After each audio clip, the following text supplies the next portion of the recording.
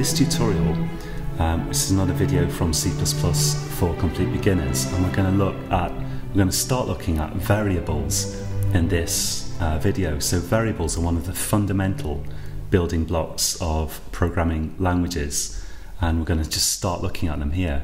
So I'm going to create a new project, and hopefully you typed in this for yourself and you tried outputting different bits of text in the ways that I showed you in the last video, because that will be great preparation if you've done that.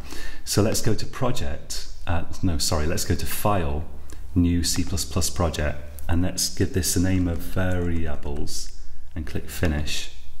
So we've got a new project here, and actually what I meant to do was, let's delete that. So I'll delete it and I'll say I want to delete the project contents on disk as well, because what I really wanted to do was use the basic project template.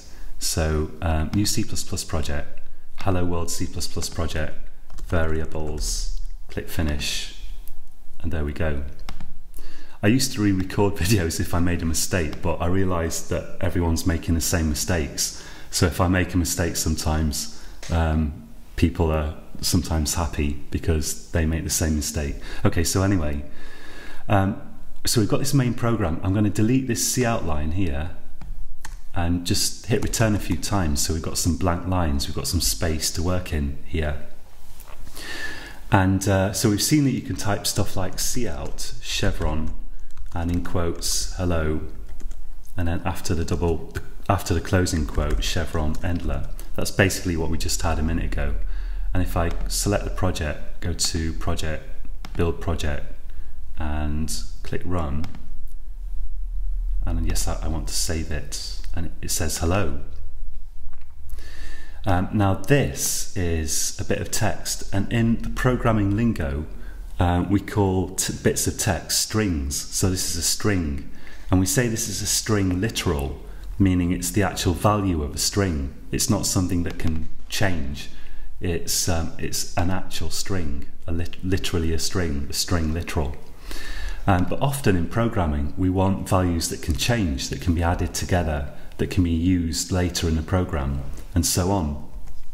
And for this we need variables. So I'm going to type something here, and it's going to look, if you've never seen it before, a bit mystifying, but I'm going to explain it. So I'm going to type int number cats equals 5 semicolon.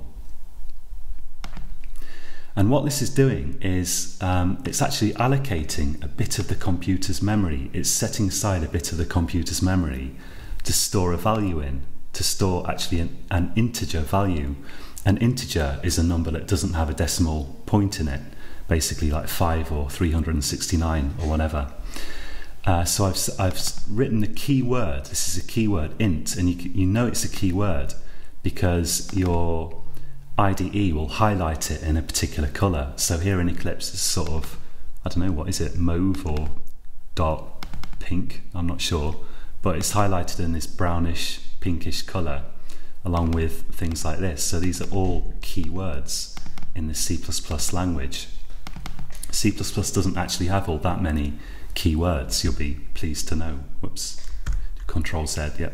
Okay, so so int means allocate me some memory for storing an integer. And then we've got a space, and then we've got the variable name. Now this is something that I've made up, as you might guess, number cats. And notice the way I've written it. So there are two words in this variable, and it's important to give variables descriptive names. They won't always have multiple words in them, but if they do, you need to differentiate the words from each other somehow. So one way that people often do this is they use underscores. So I could have typed int number underscore cats equals 5. That's the same thing, but what I've done instead is called camel casing for some reason, where we make the first letter of each subsequent word after the first one uppercase. And you have to choose one of these styles, and it doesn't matter which one you choose for your variable names, but stick to it consistently in your program. Whatever you do, don't mix this kind of thing with this kind of thing because it looks really ugly. So so your variables, if they have names of more than one word, either uppercase, subsequent words, or separate the different words with underscores. So I've just made this up. It's just made up of normal letters. And you can also use numbers in variable names. You can't start them with a number. So I can't put 6 there. That's an error. You see the warning thing here.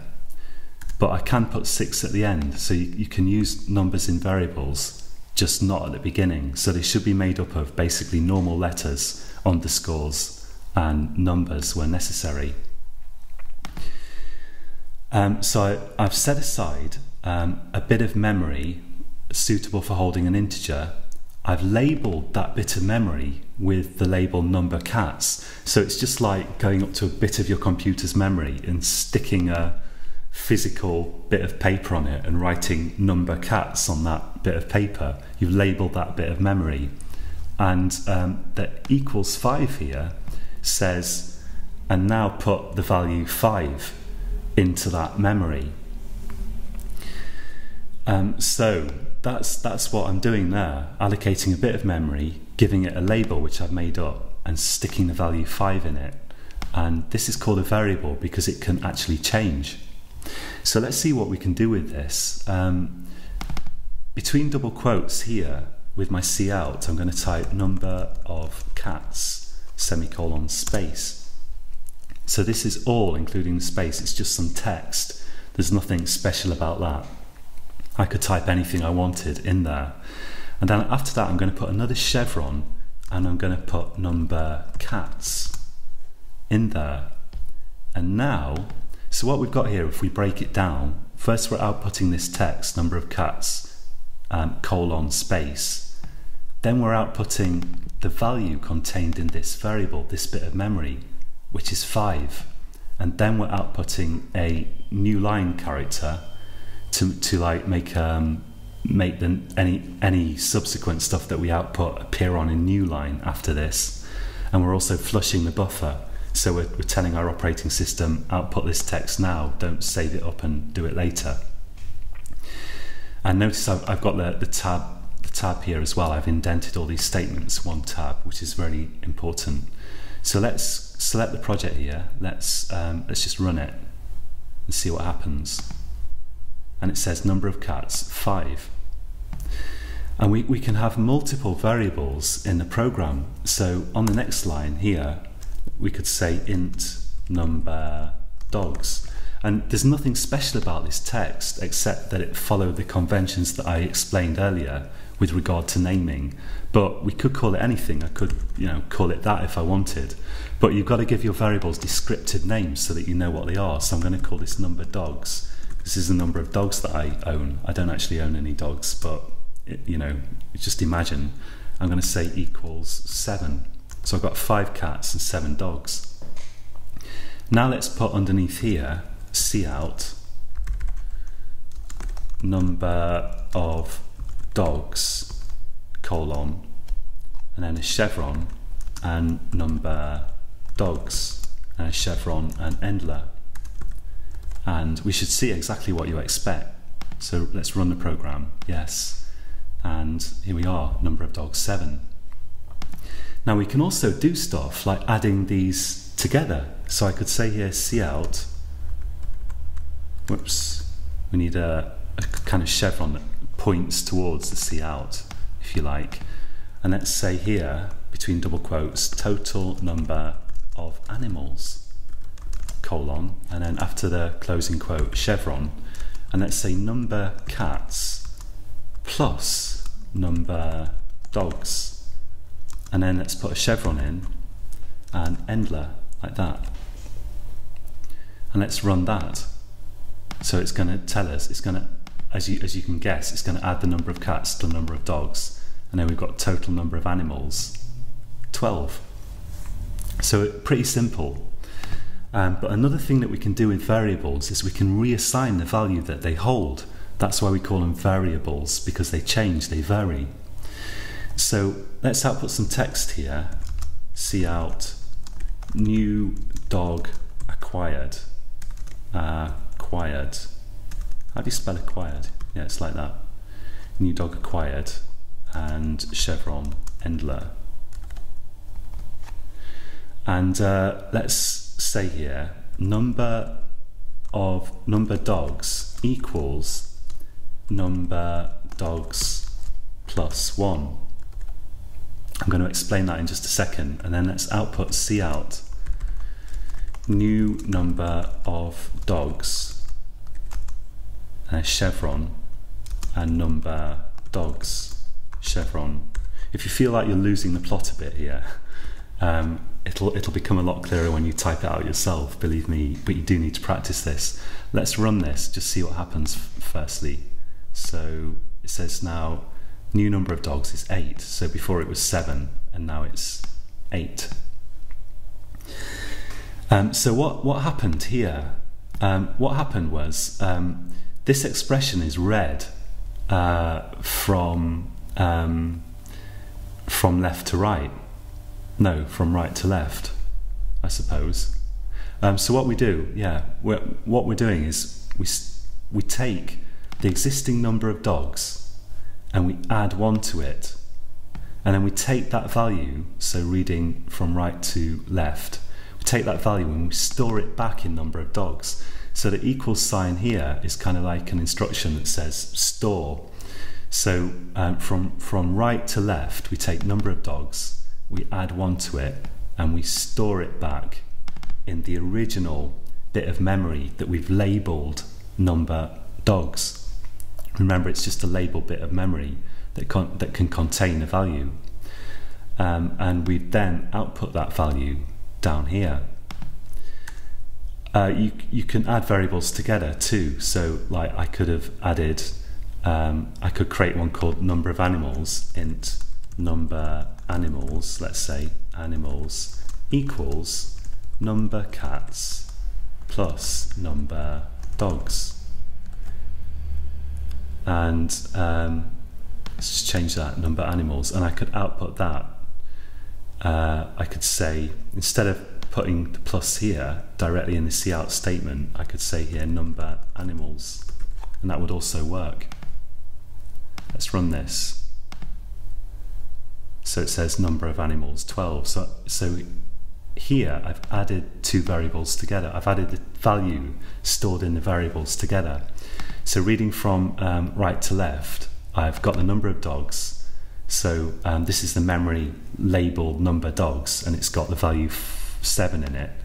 And I've added it to the value in the memory location that I've labeled number cats.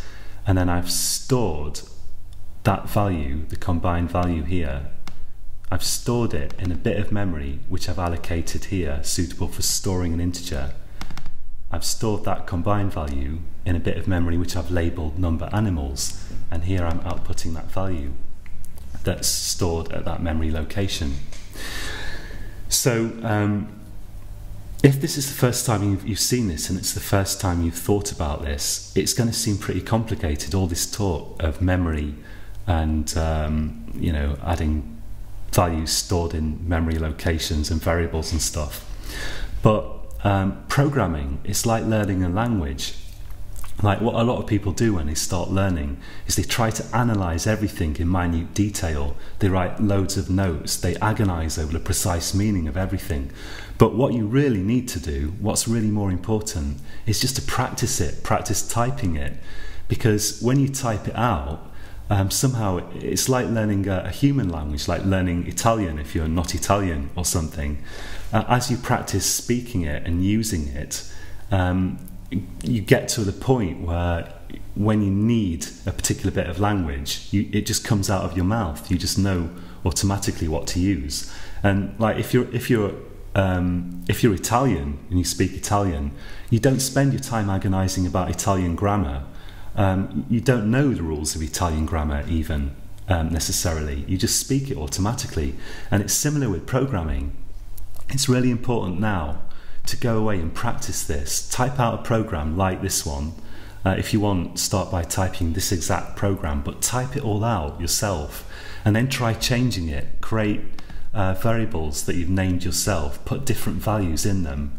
try adding them together, try outputting them with cout, see what happens. So make up your own little program where you've got some variables, and you've got variables that you're adding together, and you're outputting them with cout. It's really, really important that you do that, because just watching the video, you won't learn C++. It's all about practicing it.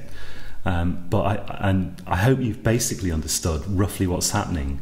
And when you type this out a few times, type it out at least once and play around with it a little bit. And when you keep doing it, slowly this will start to seem intuitive and obvious, even if it seems impenetrable now. But it's vital that you do type it for yourself and get it working. Okay, so that's it for this tutorial. And